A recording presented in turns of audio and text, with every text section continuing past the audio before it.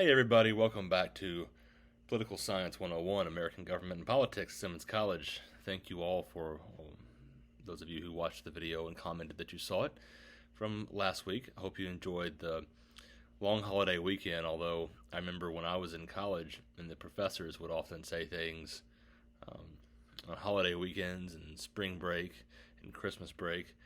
They would always say, hope you all enjoyed the long weekend or the holidays. And I think that they thought that we were all on vacation somewhere where in reality most of us were working, just picking up more hours at our jobs. So whether you had a little holiday and some time for yourselves, or whether you actually, as I did when I was in school, and picked up more hours at work, that's either way. I hope you had a good weekend. I hope you and your families are safe during the pandemic. And this will be probably our shortest video so far. I'm going to very briefly give you an overview of the different levels of government. And then I'm going to probably wrap it up there, because this coming Monday, which is September 14th, I'm going to assign a quiz. Now, in the past, when we had in-person classes, what I would do for quizzes is I would always give quite a bit of information ahead of time as far as the content of the quizzes, and then when class time came, you'd have to be on your own to answer the quiz on paper right there on the spot. But because of the nature of remote instruction now, what I'll do is a couple of things. One, I'll make the quiz a little more difficult than I would have under normal circumstances, because you're going to have time. How much time? You will have until the end of next week. I believe Friday will be the 18th. Does that sound right to you all? You'll have until Friday the 18th to complete your quiz, and I will assign it on Monday the 14th. Next Wednesday the 16th, I will have a class lecture like usual. I'll post it by midnight of that night. So there'll be a lecture on, like normal, Monday and Wednesday next week. But on Monday's lecture, I will assign the quiz, as it says in the syllabus supplement. Good news about that. Two things that are good news for you all about the quiz. First one is that if you have been watching these videos, or if you haven't and you go back and watch them before turning in your quiz, I think you'll do okay. I think you'll make a decent grade. That's number one.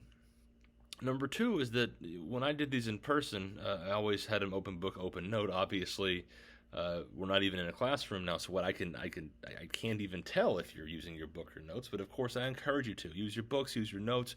Go back and watch these YouTube videos if you want information from words that I have said to put in the quiz. I encourage that, actually. So this won't be too difficult. I'll make it a little more difficult of a quiz than I would have if we had in-person instruction, but it won't be too hard. And one thing about having several days to complete it is that you can actually reach out to me over text, email, and call if you need to, if you have questions or problems with the quiz. You see I'm having lighting issues behind me. I swear, sometime during this semester I'll figure this out. Right now I apologize that it looks like I'm on the set of a horror movie, but I promise you I'm in my garage as normal. So, moving on to the materials for the week. For the week, for this lecture, the only one this week, this holiday week. I want to talk to you about the levels of government. We have talked about branches of the federal government the first few class periods, and then last week I touched on different types of federal laws. Today, however, I want to talk about something that's easy to confuse with branches of government, but it's not the same. That's the different levels of government. What do I mean by levels of government? I mean three things. I mean federal government, state government, and local government.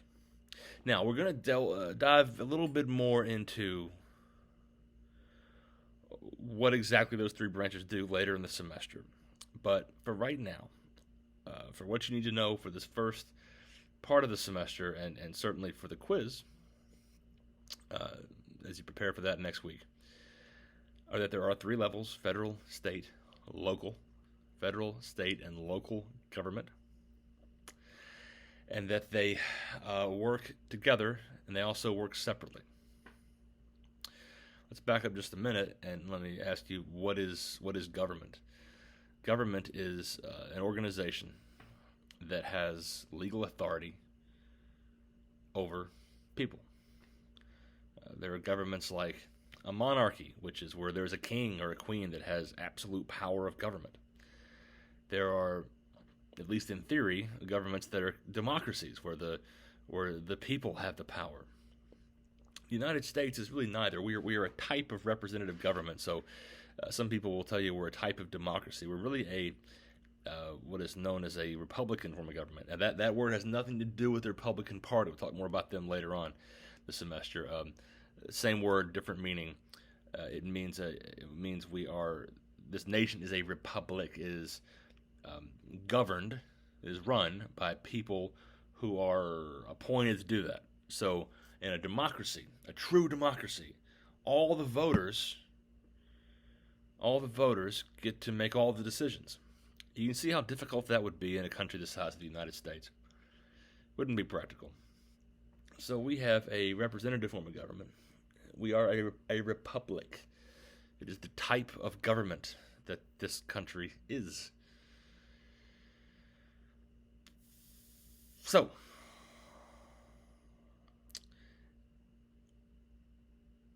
in theory, the United States government derives its power from the people.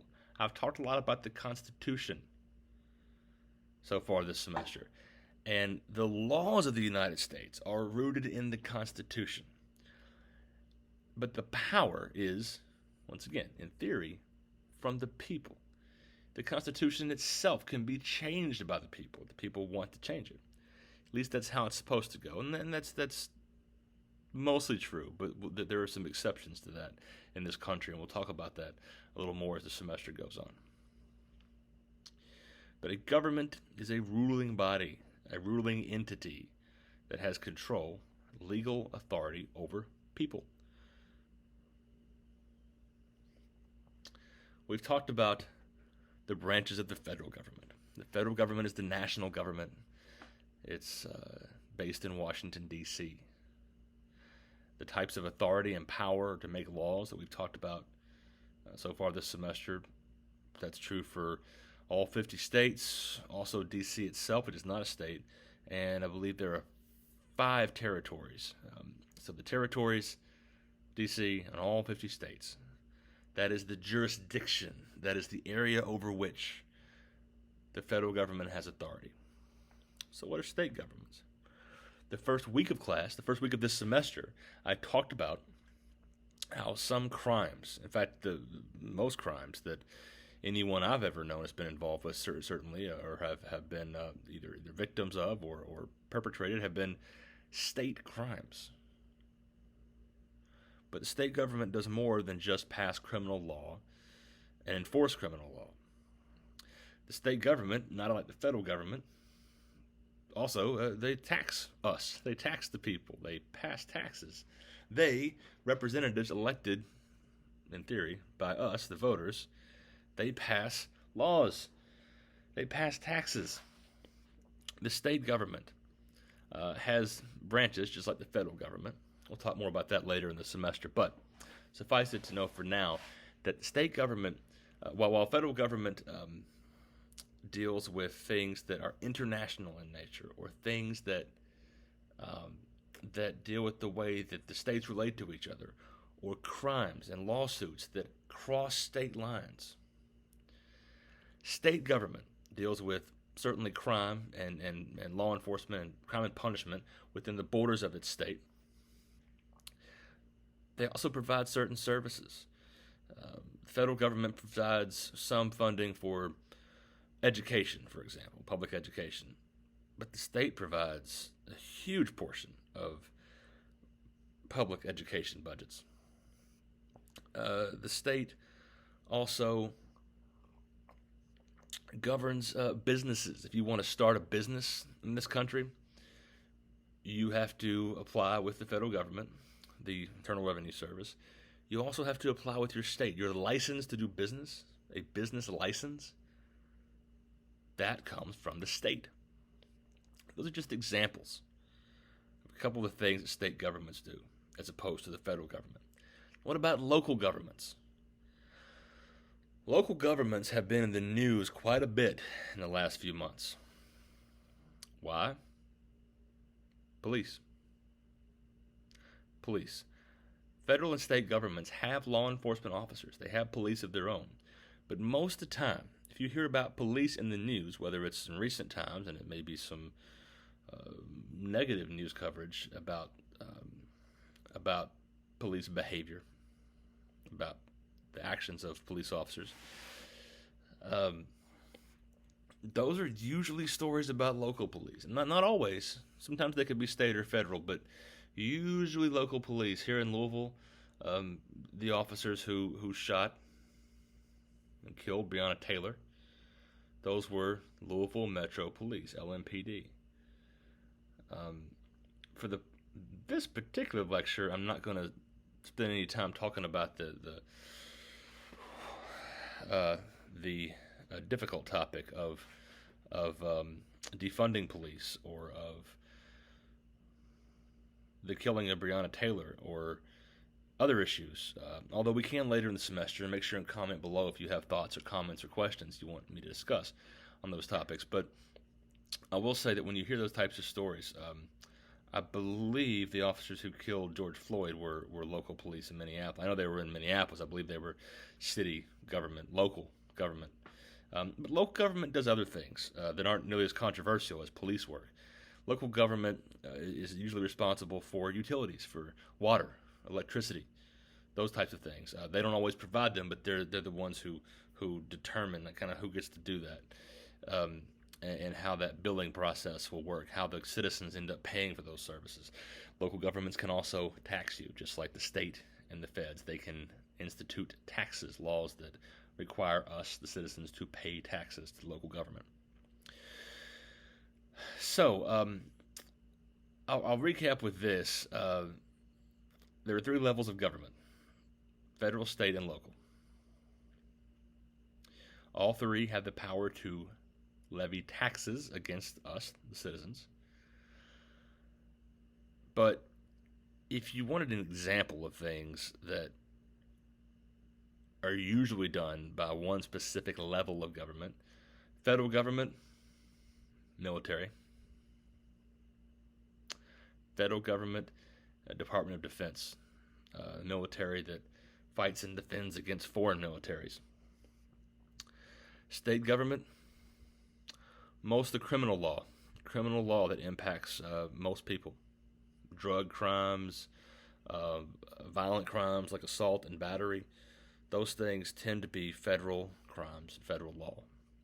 Local, the most obvious example is police. Again, all levels of government have law enforcement officers, but police, like Louisville Metro Police, like NYPD, like LAPD, like Chicago PD, those are local government agencies. So, I'm not sure if I've clarified much of this, but I've told you what the 3 levels are, and I've told you all you need to know for the first quiz. But I'll talk more about the quiz in detail come Monday the 14th. In the meantime, thank you all for watching this video.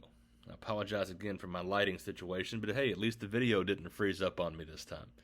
So, thank you for watching and listening. Make sure and comment below that you watched it. Don't forget, you can always ask questions and comments, critiques, so forth in that comment section as well. I have seen a couple of you have asked me specific questions about the textbook in the YouTube comments, and I have not forgotten you. I apologize that I haven't gotten back with you yet, but I have not forgotten you. So please bear with me. Thank you for your continued patience. Thank you for tuning to watch these videos. I make them at night, but you don't have to watch them late at night. Watch them at your convenience. Watch them when you can. All I ask is that you watch them prior to the next video so that you don't get behind. Everyone, have a good rest of the week. Have a safe and a good weekend. And I will talk to y'all on Monday.